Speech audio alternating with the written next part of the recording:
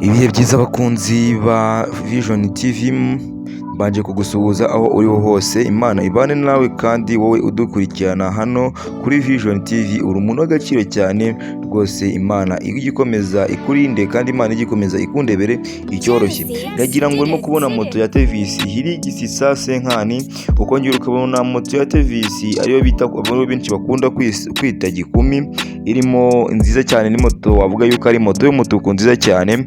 Ukabona n'indi moto ya TVS nayo nziza cyane wavuga yuko iri mu bwoko bwa Boxer.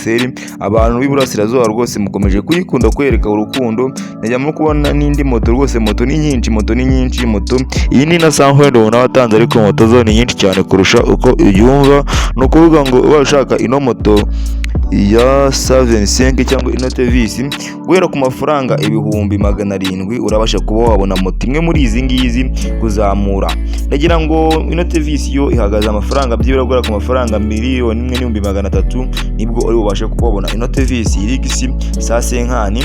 Kandi sibyo gusa, kandi reka mbaze n'umikire abadutumye. Uruganda rwa Jeannette Kagame ruherereye i Masoro arirwo bita King Lion, murashishikariza abantu uko urimo gutanga make rwose. Ifatabuguzi ni amafaranga 500,000 bakaguha moto ya make nshyashya, ukazangira kuyishyura ihagaze 2,245,000. Nimba ushaka ino moto yo muri King Lion, hamagara 0786 agufashe uko kuba wayibona.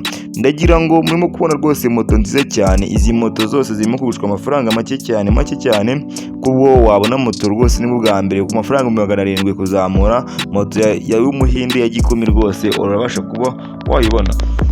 Sibyo gusa kandi ndagira ngo mbande mubwira ati dukorera hano ku Muhima rwose, urende Nyabugogo gatoya hano ku Muhima, ngwino tukwaje.